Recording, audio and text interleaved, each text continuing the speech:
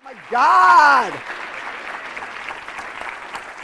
I'm just a wee bit freaked out. I haven't been back here. I haven't been back in Bellingham for 10 years, and I can't remember the last time I was on the campus, so I'm a little bit like overwhelmed. Earlier today, Dr. Joyce Hammond came up to me in the hallway. She was one of my professors, and she was like, Carolyn, it's Joyce. I was like, ah! It's a flashback of time. It's great.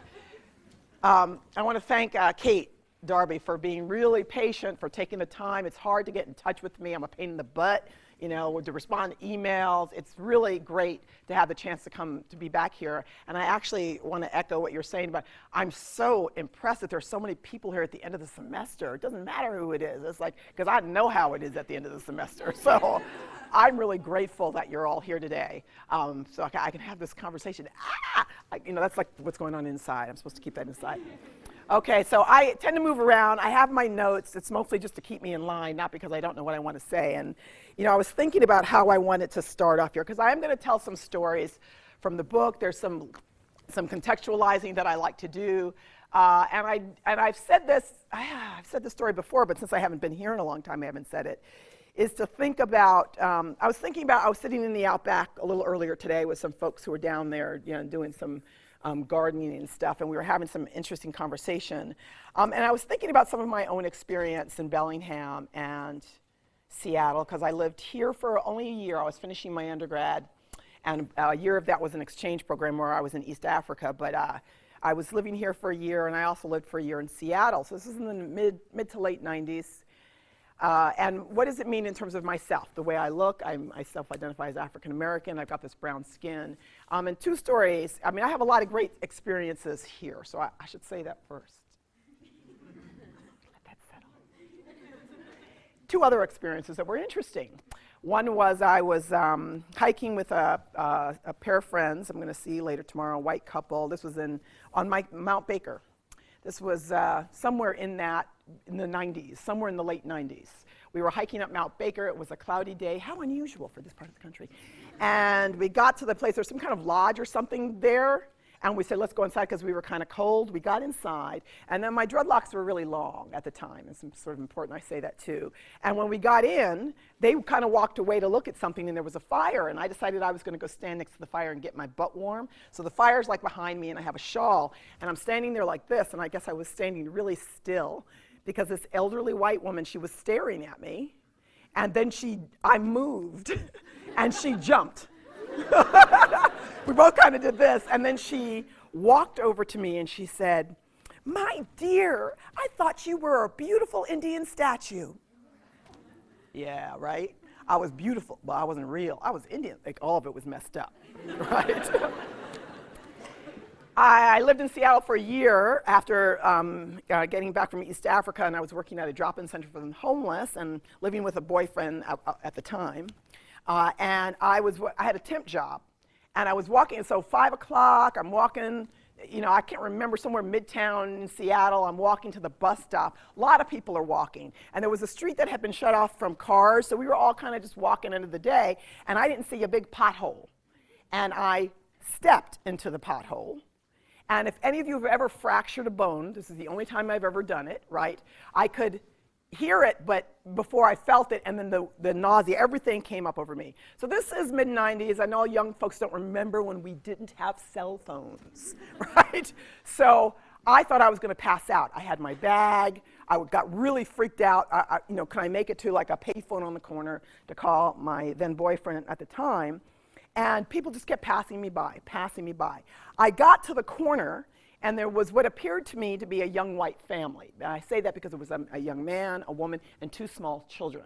And at this point, I was really bent over, and I was starting to cry because I said, I'm going to faint, and I don't want to faint on the street with my bag. And I looked up at the couple, and I said, can you help me?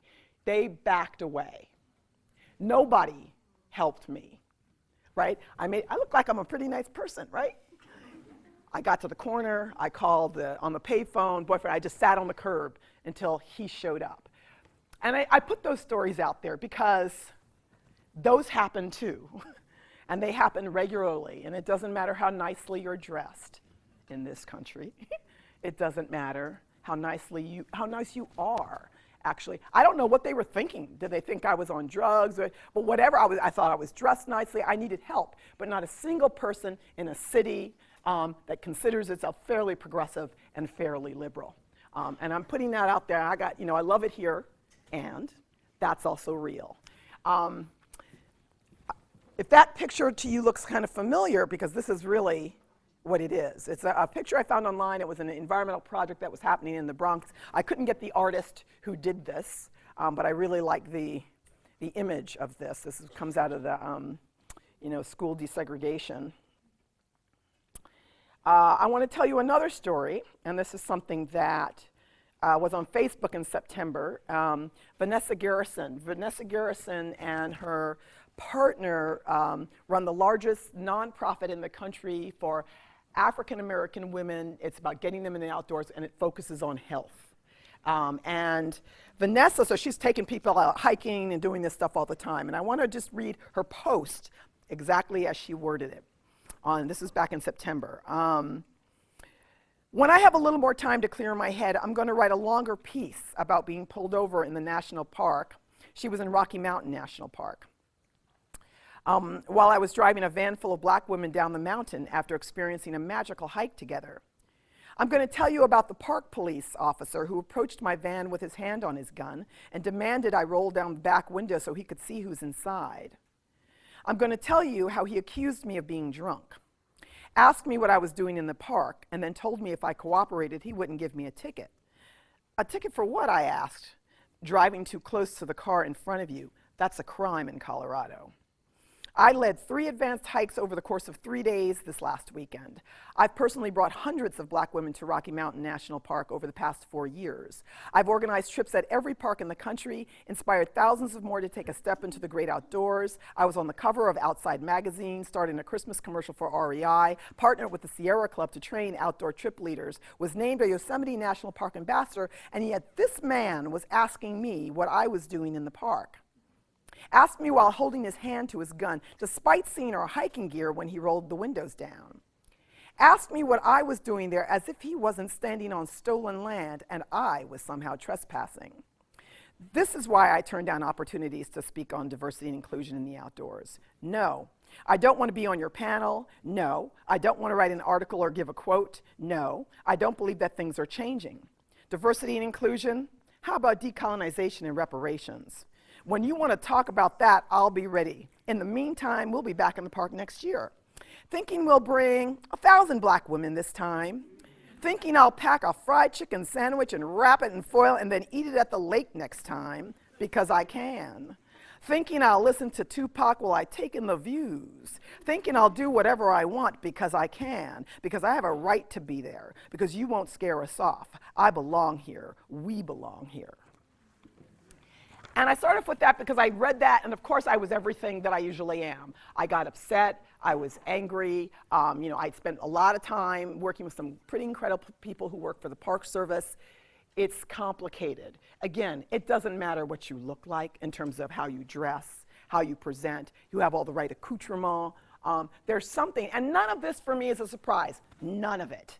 If you know anything about the history of this country, it doesn't surprise me at all that it's still happening. And for some reason, as I said earlier, for some of us who think a lot about environment broadly defined, who think about the outdoors, who think about national parks, who think about all that fun stuff we do out there, sometimes we forget that that is also not immune to everything else that has happened in this country. Something I said earlier today, all this land is stolen. No matter what we do, how far we get down the road, all of this land was stolen.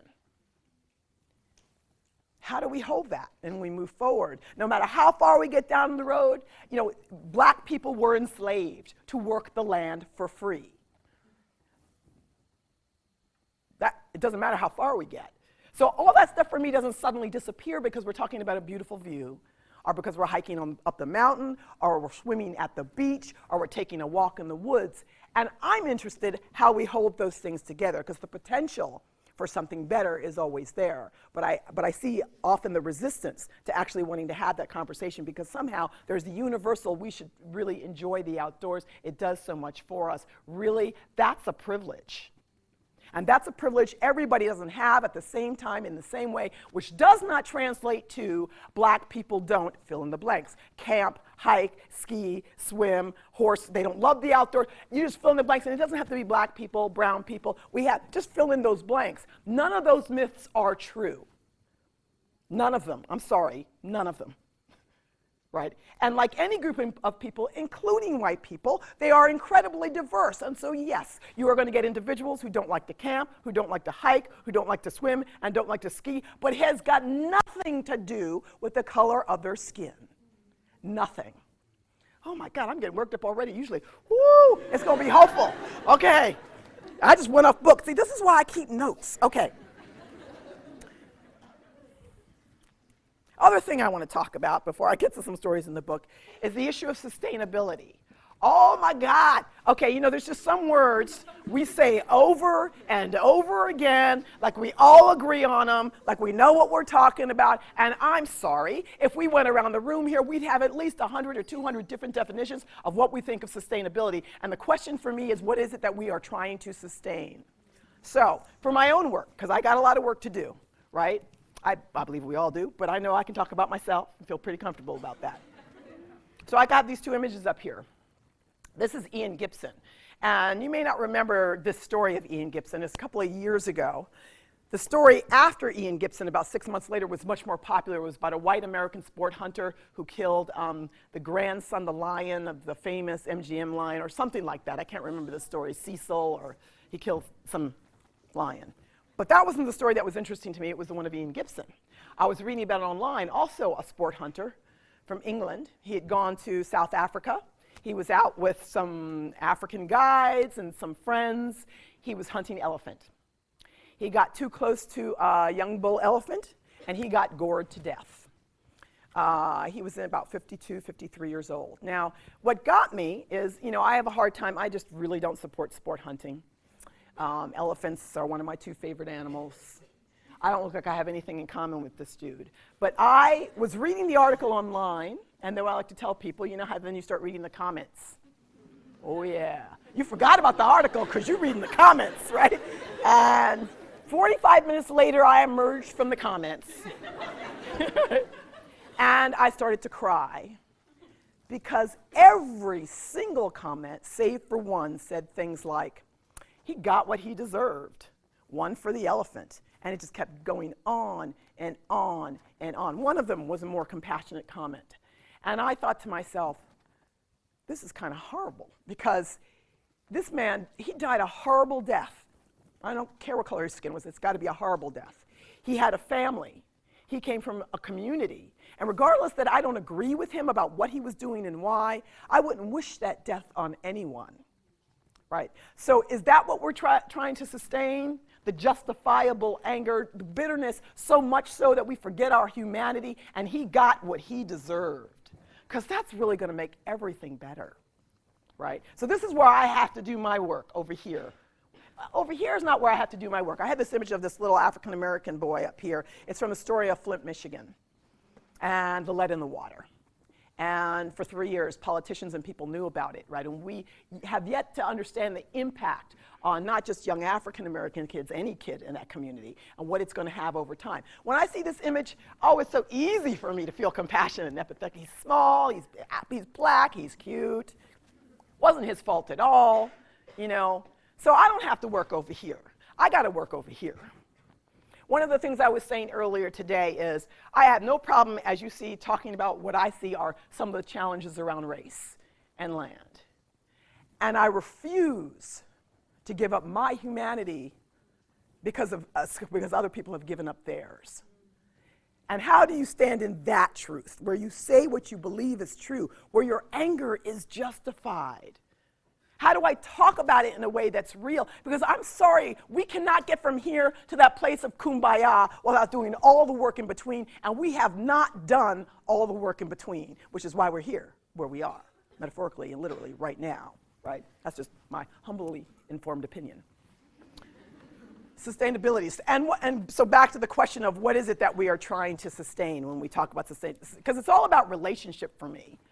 I know we need to talk about recycling and composting and all the ways we do that, and I think those are good practical skills and knowledge to have, and it's important because it's like operationalizing the idea. I get that. But if our relationships aren't good, good luck. Because you're going to be asking the question why everybody isn't doing it. If we don't know how to be with each other across our differences, good luck. Yeah, I got an attitude. But you know, I love you all deeply. All right. So I put this up here too. So, you know, got a little bit of everything up there. When I think about sort of how the mainstream conversation about environment in this country, the history of ideas like conservation, I think about how they did not happen in a vacuum. So even though we've often been taught about it in that way, it's like environment is immune to the conversation about Jim Crow for some reason. Really? Well, if you were non-white and try walking in a park under Jim Crow, do you think that's going to be any different than you walking into a restaurant you're not supposed to be into? It's not going to be any different. Your sense of feeling like your own sense of safety, security, and possibility for yourself is going to be limited at that time. I like to put up, so you see everything around it, right? In the middle here is John Muir and President Roosevelt. And they're having a conversation in 1903, Yosemite, overhanging rock. And I imagine it is a pretty powerful conversation because they're thinking about this idea of national parks and protection and preservation and all this stuff around land. 1903, let's see, so 1865 was the Emancipation Proclamation. Let's go back even a little further than that. 1862 is the Homestead Act. So I never thought about the Homestead Act before I started doing this work. I couldn't care less about the Homestead Act. I didn't know anything about the Homestead Act. Now I think it is one of our most important pieces of legislation because it changed the way we think of land. In this country, how we think about land and who gets to call it home, who gets to own it, who gets to change it, right? 1862, the gun goes off at midnight.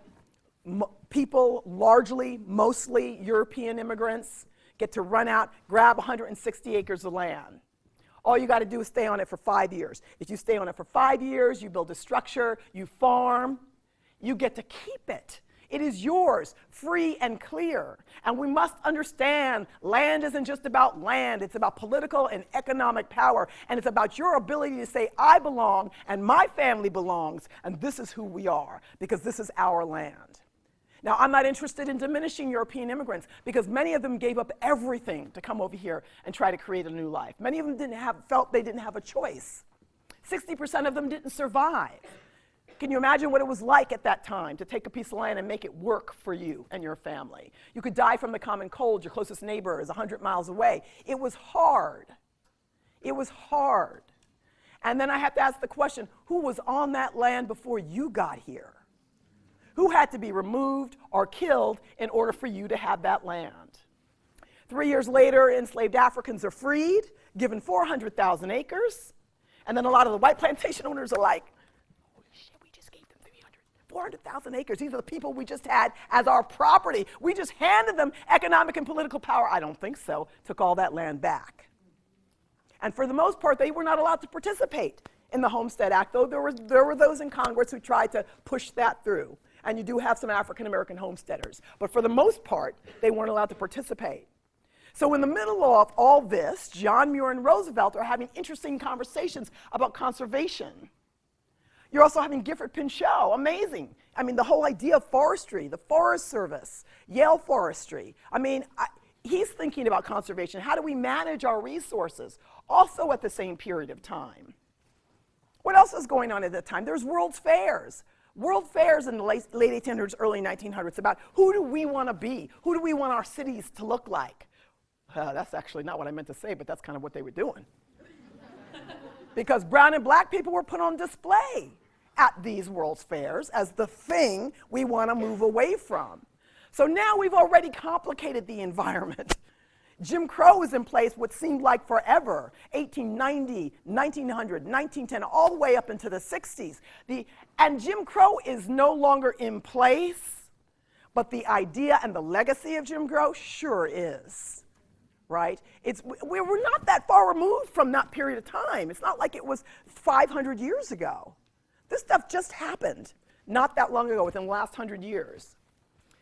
I almost forgot what I was doing again. I keep doing that. Okay. So, transition and convergence. How all these things come together.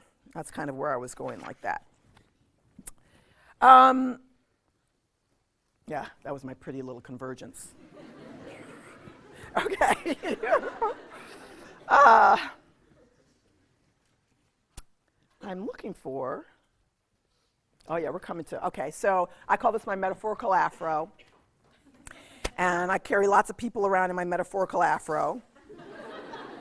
But this is just a handful. I could have 1,000 people up there.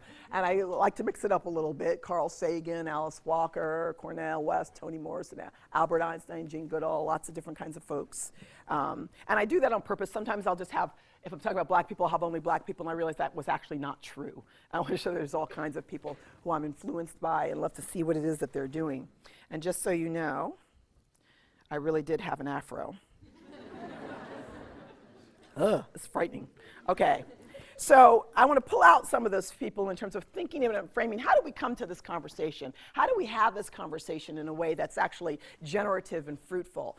This is Nikki Giovanni. Nikki Giovanni, if you don't know who she is a famous African-American poet.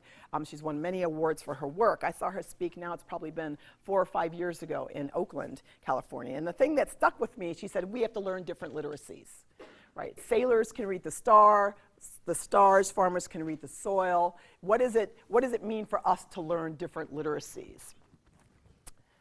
I cannot believe I've left out a photo. So I've left out a photo. Carolyn! Okay, we're going to come to Jackie Moms Mabley in a second. I usually put up a photo, and I can't believe it's not in there for me, of a young white boy. He's 16 years old. His name is Jack Andraka. And does anybody here remember Jack Andraka?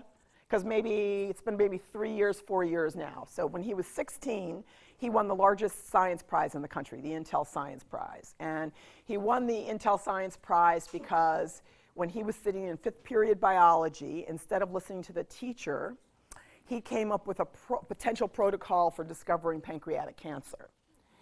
And he was, I guess, partly motivated because he had a relative who had died from pancreatic cancer, and supposedly one of the reasons pancreatic cancer is so vicious is because we don't have an early detection system for it.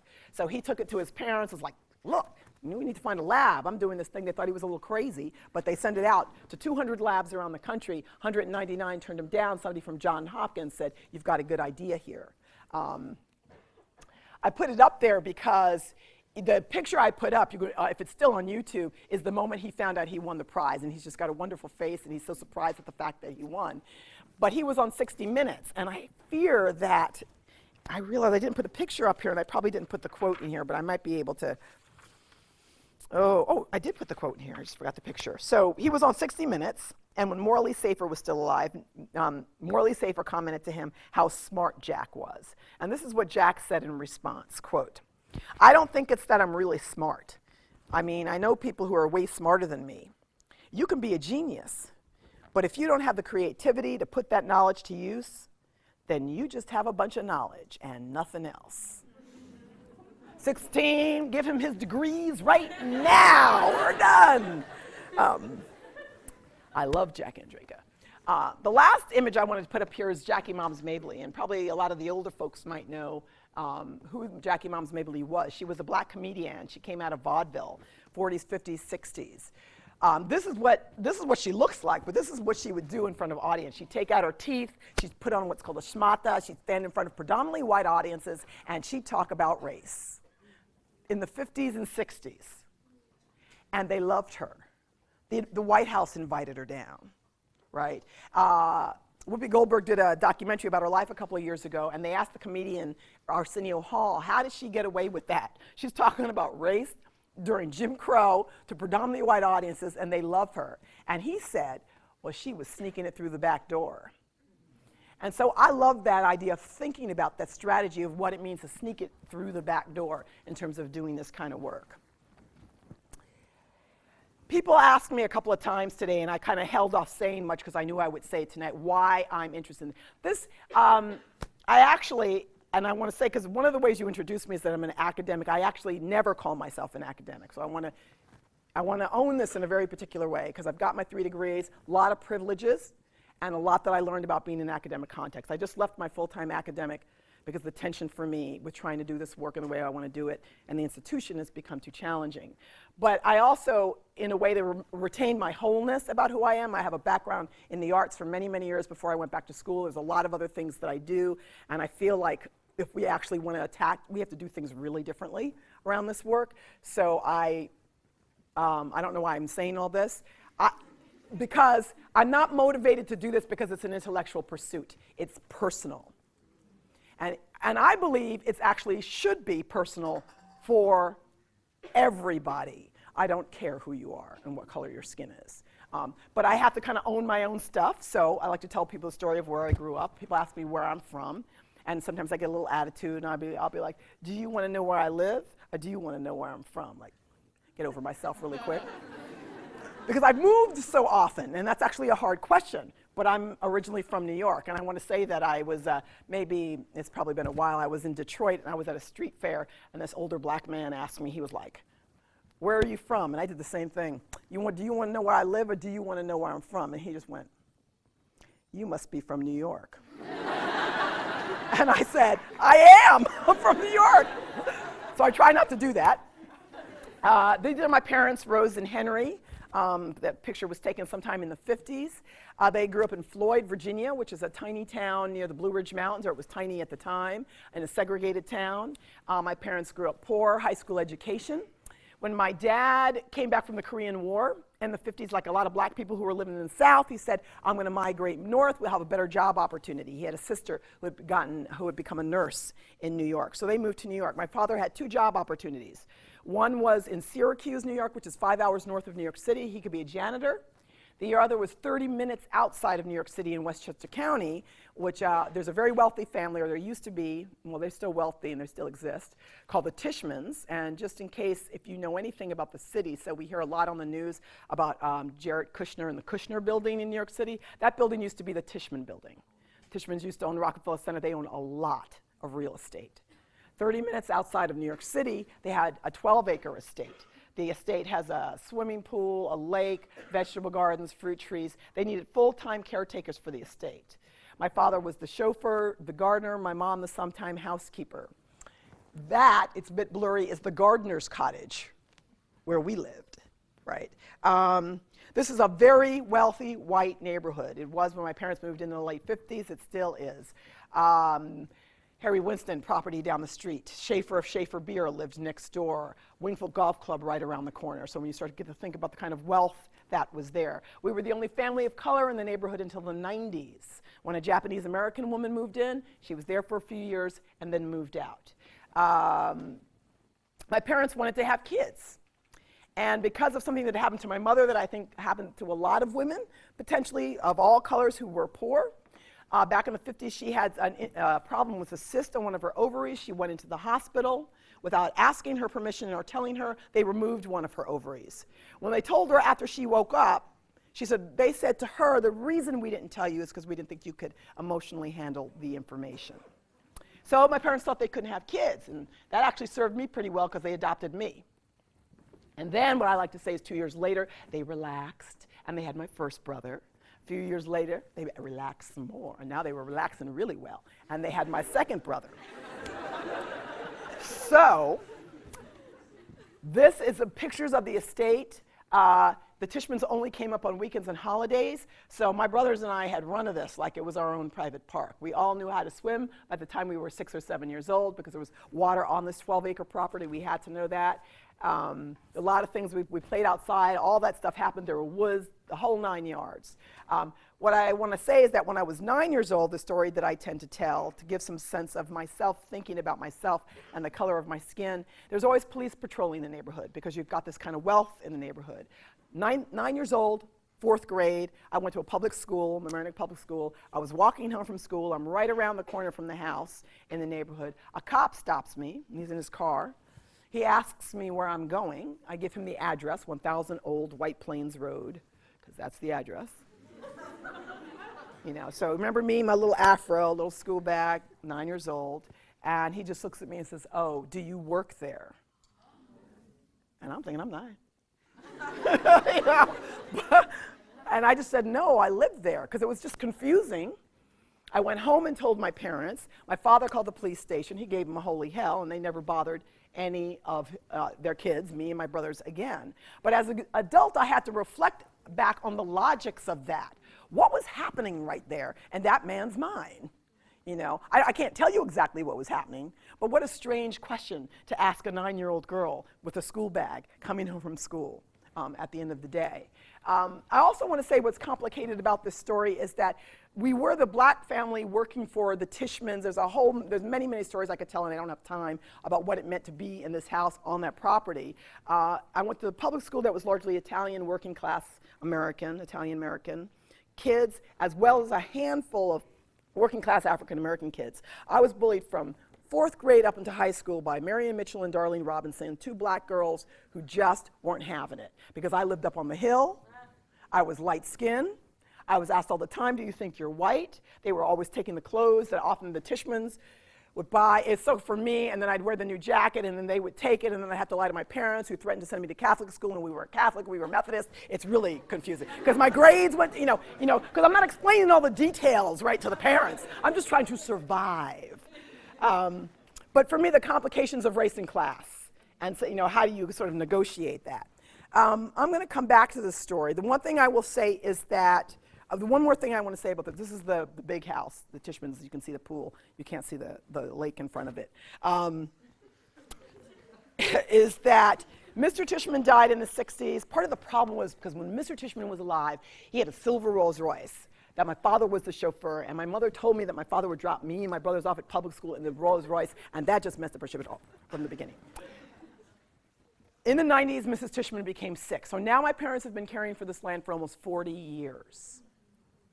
They know the land better than the Tishmans, and they know the land better than anybody else, actually. And to Mrs. Tishman's credit, she wanted to try to keep my parents on this land. Mrs. Tishman, I call her Mrs. Tishman, it's a thing, and my father have a really close, complicated relationship. She had my father by her bedside when she died. She tried to keep them on this land. This land was worth over $3 million in the 90s. Property taxes alone were $125,000 a year. My parents had been making like $20-something thousand a year, so they basically weren't going to be able to stay on the land. So she decided to have a house built for them. She couldn't build it on the property next door because the new potential buyer of this property wanted to have all the land. So even to keep them in the neighborhood, right, because they've been there a long time. So they had a house built back in Virginia, Leesburg, Virginia, or as what my dad likes to say is Sleesburg. That's between him and the state of Virginia. The house is beautiful. So Mrs. Tishman passes away, late 90s. My parents stay on until 2003. The new owner comes in. And they stay on until 2003 in part to wait for the house to get built, but also because they have to get new people in the gardener's cottage. There has to be full-time people. So supposedly they got a family from the Dominican Republic who was going to move in and take over. In 2003, they moved down. The house is beautiful that they live in Virginia. It's on only about a half an acre of land. My father, in particular, got incredibly depressed. So I'm now in graduate school doing the PhD, and I have been focused on gender and looking at issues in Nepal. And personally, what's happening is that I'm watching the depression of my father and the idea that none of us can ever go home again. And then I started asking the question, whose ownership counts? Because now they've been on the land almost 50 years. And even I question the idea. I question the whole thing of ownership now as well. But that's another conversation because really, whose ownership counts? But and what it means. And I'm going to come back to that story right at the end about what's happening with that land. So a couple of stories from the book. So Bamboozled. So I purposefully entitled some of the chapters after Spike Lee movies, and this one was after Bamboozled. Spike Lee was talking about the media and African-American stereotypes. I'm talking about how we've been bamboozled in terms of the mainstream environmental narrative about this country. I told you the whole thing about the Homestead Act and the idea of like who actually benefited and who doesn't.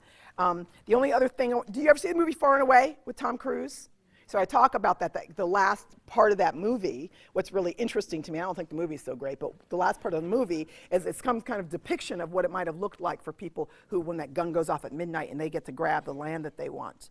And this is supposed to be about America's identity. Remember, all these parks and large that were created because it was supposed to be how we represent ourselves to the rest of the world. Our Grand Canyons, our Yosemites, our Everglades, our Yellowstones, they're supposed to be how we represent ourselves to the rest of the world. It's interesting how you can have really interesting, well-intended ideas. At the same time, you can have ideas like Jim Crow in place. At the same time, right? I like this, one of my favorites. So people usually are like, wow, what's Vogue got to do with anything? But it's not about Vogue. So this is 2010, the first time the magazine put an African-American man on the cover. So they put LeBron James on the cover with the supermodel Gisele Bündchen. A lot of black people, if you're reading, the comments online like I was, were really upset. Because they said, you finally put a black man on the cover of the magazine, and why does he look all primal? Why is he like, ugh? Why couldn't he have been looking dignified or elegant? And then somebody uncovered this poster, which is from 1917, right down to the color of her dress. Now, the editors, the people working on that magazine, said they didn't know anything about this over here. I don't know if they're telling the truth. But what I can say is their lack of awareness about the history of black people being related to monkeys, apes, wildlife, none of this is meant to be a good thing. So when I was telling you about those world fairs, think about Otabanga. Otabanga was 19 years old, discovered in the Congo, brought over to the United States, put on display at the American Museum of Natural History. My favorite museum, it's the first museum I ever went to. Put on display. And because some of the museum owners thought not enough people will see this young man, so we're going to move him to the primate exhibit at the Bronx Zoo. Unfortunately, there are many stories like this of black people being associated. And you can just jump to today. We don't have to go back 100 years, right? We can go back to our first black president, and oh my God, the comments were rife. Political talk show host Glenn Black, regardless of what your politics are. Obama's Planet of the Apes. When he came up with the stimulus bill, in the New York Post, the cartoonist Sean Delonis created a cartoon. The cartoon was of a dead chimpanzee, stimulus bill pinned to his chest, 2 white cops with smoking guns standing over him. The comment from the woman in West Virginia on Facebook, she lost a job, but Michelle Obama's an ape in heels. These are not outliers. There's a consciousness of this that's been okay for a very long time. It's a complicated conversation about nature and going back to the land and being close to the animals. It's complicated. If you look like me, it's complicated. It actually should be complicated for everybody. But I can tell you that it's complicated if you look like me. Ooh, I love when I just go crazy. Okay. I want to say that also in this chapter I talked about, and this is something I discovered, that as a black person, I remember the Civil Rights Act. I didn't know everything that I understood, but I grew up in a working class black family, so the Civil Rights Act seemed to mean this is an opportunity, there's going to be more. We're going to be able to tap into more. I didn't understand until I was doing this research that the same year was the Wilderness Act. At the same time. These people weren't talking to each other. Have you read the Wilderness Act? Have you read the Civil Rights Act? Actually, oh, it's kind of hard reading on both cases. But the Civil Rights Act really doesn't say anything about nature, the outdoors, any of those spaces. It talks about equality in a very particular way. The Wilderness Act uses universal language over and over again about the benefits we should accrue. This was 1964. Who was Howard Zahniser and his people talking about? I understood the heart in it. I understood the aspiration for it. But really, clearly you're not looking like me because we can't do those same things that you can do. And it doesn't mean we don't aspire to it, but we can't actually do it. What are you going to do about that? The last thing I want to say is that a Canadian friend of mine, when I was working on this, she sent me an article from a journal in Canada. And it was a white professor at a Boston college, late 50s, early 60s, who had written a piece about saying, he had an African-American couple in the 50s and 60s, and he wanted to take them to a national park. But because it was late 50s, early 60s, Jim Crow, let's go over the bay to Canada, over the border to Fundy Bay National Park. I said, let me write the superintendent there to let him know I'm bringing this African-American couple, they're educated, because you have to say these things. They're cultured. I just want them to be treated with respect. He didn't hear anything right away. When he finally got a letter back, the park superintendent said, I apologize, but I can't make that promise to you because we get a lot of American visitors. The couple was Dr. Martin Luther King and Coretta Scott King, who wanted to take a break from their civil rights work in order to find that respite that Howard Zanizer and his people were saying we should be able, all of us should be able to do. And not even they were able to do it securely or safely. You know, wherever you go, there you are. Memory came up as something over and over, as something that, especially with older African Americans I spoke with, as a kind of truth that people could rely upon, but also would surprise people over and over. And so the story I like to tell, so 2005, I'm living in Atlanta. I'm writing this up as a dissertation. I get my parents to come visit me. That's something, especially my dad, man. My dad is old school, hard, doesn't show any vulnerability. You know, he's kind of scary. His name was Henry Lee Finney, and the coolest thing he ever did was 18 years ago, he hated the middle name Lee. He was sure it was after Robert E. Lee. He asked me, my brother, how do I go about changing it? We said, this is what you do. He changed it. His name is now Henry X. Finney. Go, Dad. So they came to visit me in Atlanta, and I was like, I'm going to take them on the Black experience, but we're going to go to a national park. So we went to Dr. Martin Luther King National Park, which is in downtown Atlanta. People live on that street. Ebenezer Baptist Church is on that street. The house where Dr. King grew up in is on that street. And then there's a visitor center. So when we went into the visitor center, my mom kind of wandered off. And how it was set up was all these dioramas, images from the 50s and 60s, life-size statues of people protesting, a replica of the jail that Dr. King was in, sounds coming over the speakers of people protesting and police. And so I just think they wanted to inundate your senses. So you're going to walk in there, and it's just everything is like of that time. Well, my dad, that old school black dude who doesn't show any vulnerability, was standing next to me. And as he was standing next to me, he suddenly grabbed my arm. Now, the only time my father has ever grabbed my arm, I was usually smaller and had done something wrong. And he grabbed my arm, and I looked up at him, and he had completely blanched. And I'd never seen this level of vulnerability in him. That really freaked me out because I thought he's having a heart attack. Something's physically happening. And then he giggled. And I got to tell you, that freaked me out even more. He pointed, and what he pointed to was a picture. And the picture, maybe about that big, was a sign that said, "For whites only." And he said, I saw that picture, and for a minute, I thought we weren't supposed to be here. So he was grabbing my arm to get me out. And I told this 100 times, and I still get emotional about it because it's only then that I started to understand that his not showing his vulnerability was all about his safety, his security, and his need to protect his family. And I saw it break, and I said, he's carrying that around his entire life. The crazy thing is, then we went for a tour of Dr. King's house, and my dad was wearing his black Yankees baseball cap, and the wonderful ranger was like, tell us about that cap. I said, no.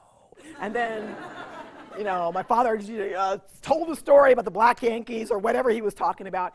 You would think that I would tell you my father had a terrible experience. At the end of the day, he said, I had a great experience. He said, I didn't think I was going to enjoy it, but I really did. And I think that's because he was fully and wholly involved, and the story was something that he could relate to, as hard as it was, right? For him to have that experience, he actually was glad that he did. I also found out that memory for a lot of people is a motivator in terms of environmental activism. This is my favorite story to tell, is about Maveen Betch, who was known as the Beach Lady. So if you read the book, I talk about her in there. And if you haven't, all you got to do is look up the Beach Lady. Maveen Betch came from a wealthy African-American family. Her sister is actually a famous academic named Janetta Cole. They grew up on Amelia Island off the coast of Jacksonville, Florida in the 30s, 40s, and 50s. So very wealthy family. Her great-grandfather, A.L. Lewis, had an insurance company, a life insurance company in Jacksonville. It was the first life insurance company, black or white. They had all this money and this beautiful house, but see, if you lived in Florida in the 40s and 50s, you couldn't go to the same beach as white people. Right, because that's that thing. It didn't matter, You had money, and we're talking about the outdoors. You couldn't. So A.L. Lewis decided, we can't go to the beach, I'm going to buy a beach. So he bought a beach on Amelia Island. He called it American Beach. You could be a black janitor, you could be a black judge, you could have a modest house on the beach. Those are the sand dunes in the background. So it's where Maveen grew up. She went to Oberlin College, decided she wanted to be an opera singer, so she went to Germany for a number of years. And then sometime in the 70s, she became really interested in environmental causes. Right, she would support, there was a man who was studying the monarch butterfly, she was his patron, she would give money to people who were studying, she said, pygmy communities in Africa, and then she gave away all her wealth to environmental causes, all of it, over $750,000. When she came back to the United States, the house that had been her grandfather's was bequeathed to her, she gave it away to environmental causes.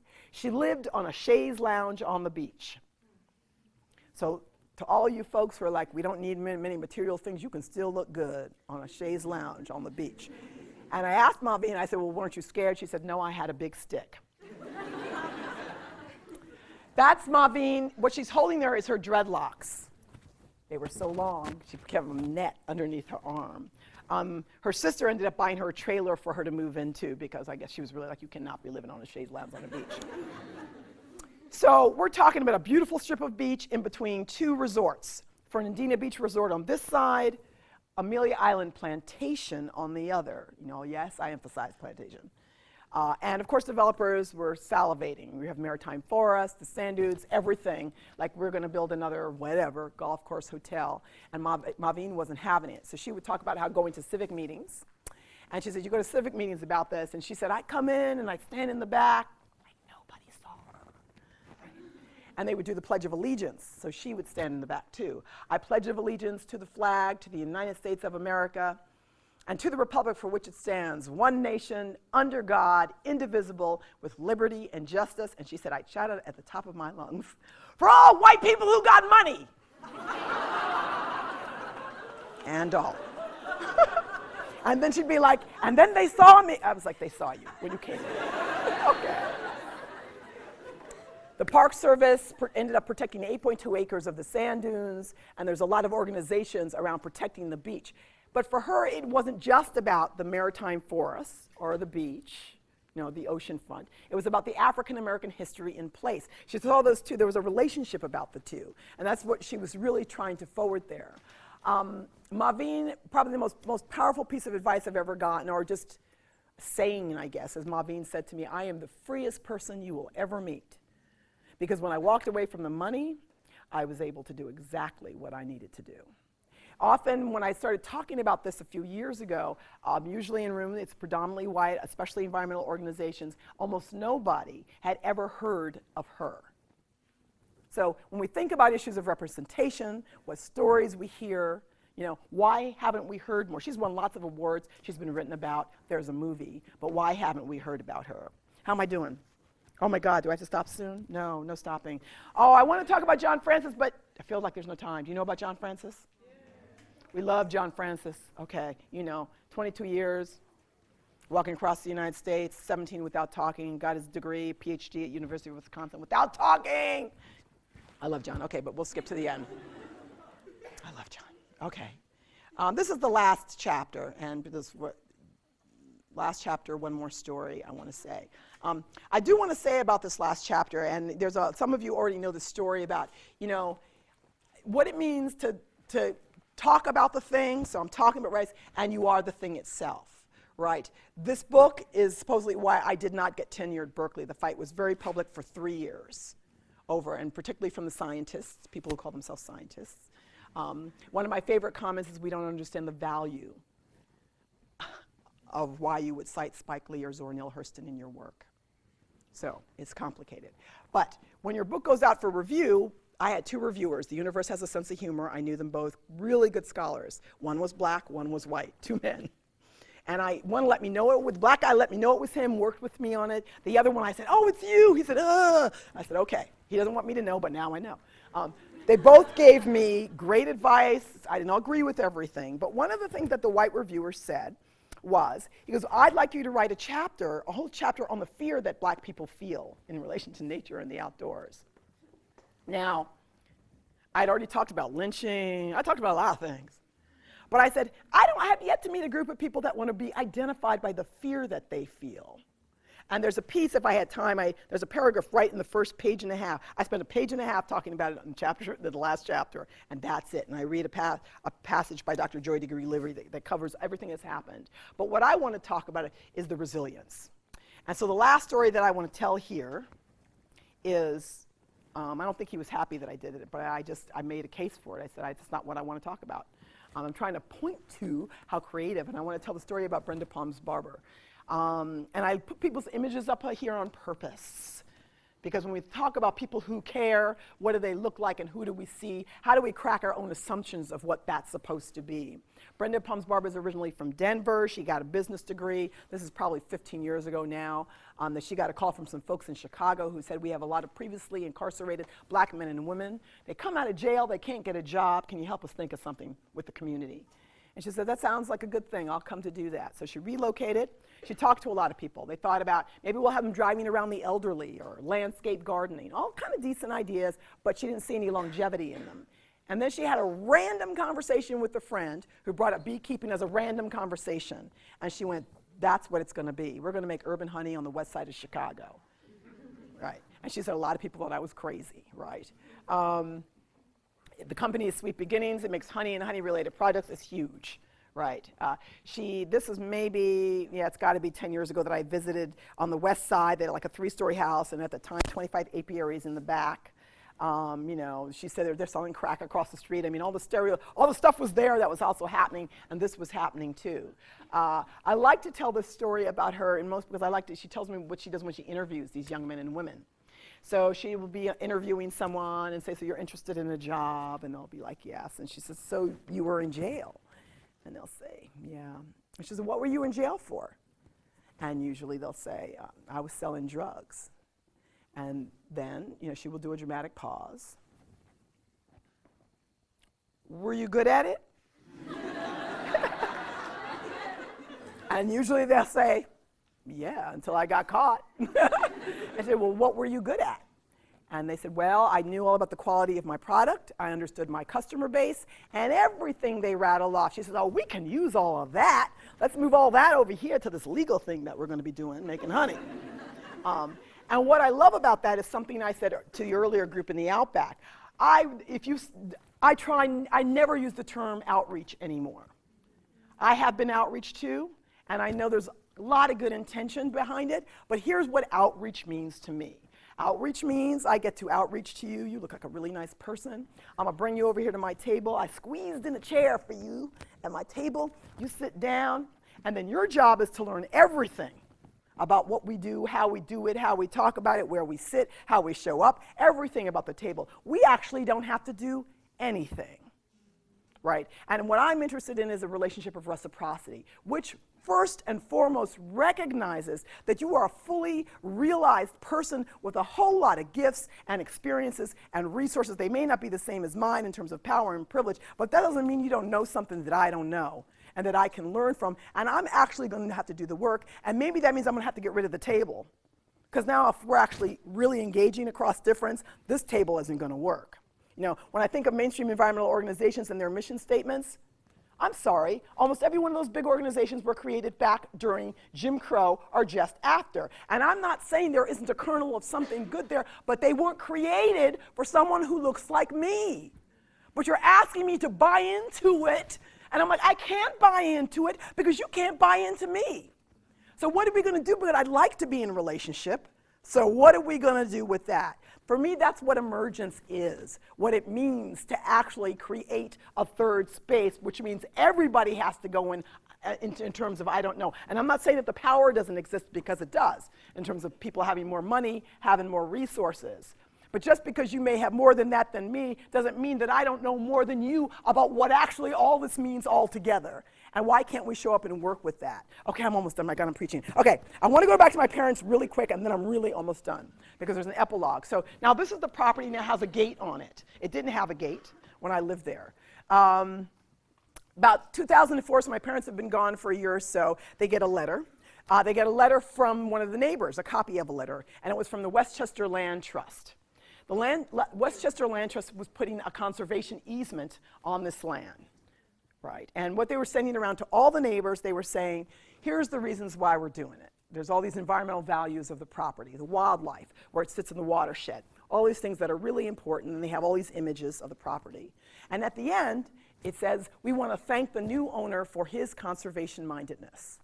He'd been on the land for 3 years. That wasn't my biggest problem. My biggest problem was there was nothing thanking the people who'd cared for it for 50 years.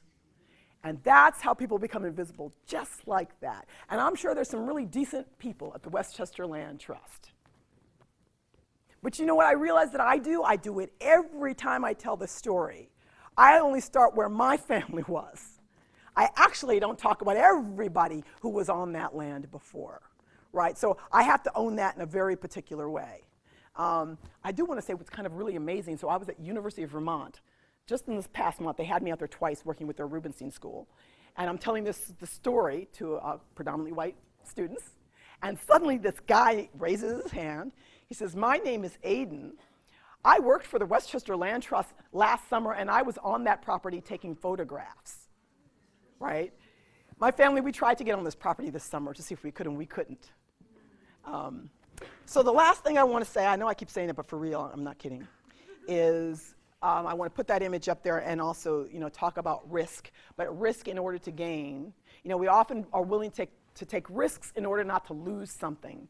But actually, none of this is going to change significantly unless everyone, and some of us already have been taking risks all along just by showing up is often taking a risk. So it's not the same risks for everyone at the same time in the same way. But understand it means people in particular who have the privilege of having power and position and resources have to also be willing to take a risk. There's no way any of this is changing unless people are willing to give up something, share something, and to change something. That's it. I've been saying this so many different ways, and I've been really gentle, and I'm just like, the gentle days are over. I still love everybody, but really, what's got to happen is everyone's got to step up.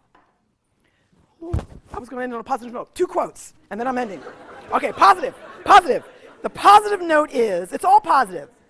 Albert Einstein would say, because he's a smart dude, you can't solve a problem with the same consciousness that created it. You can't solve a problem with the same consciousness that created it. It's so interesting in the conversation about diversity and difference and inclusion. I hear diversity and inclusion, my eyes start to roll back up in my head. Because we've been having this conversation since 1964. We've been having this conversation over and over. We can't get there the same way. But I like how Mom's Mabley said it better, which is if you always do what you always did, you always get what you always got. Thank you.